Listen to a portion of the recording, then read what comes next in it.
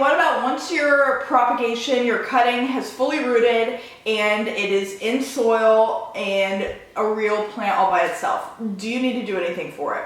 Number one, you want to treat it like you would any regular plant of its type. So if it's a pothos, care for it like you would a pothos. Water it about once a week, make sure it's got bright and direct light, and make sure it's getting plenty of humidity.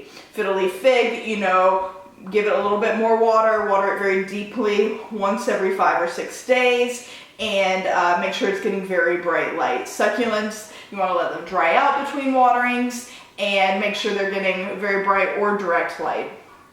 But the number one thing to do with new plants, new cuttings that have been planted in soil is just to check in on them.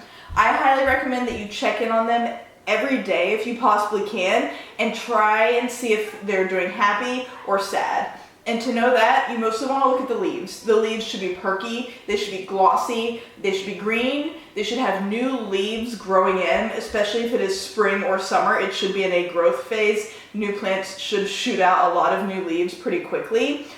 Make sure it just looks happy and healthy. If it does not, then you will want to troubleshoot what is going wrong based off the plant. A lot of times they can go limp, and that is just shock at first, but if they stay limp, it's a bigger problem.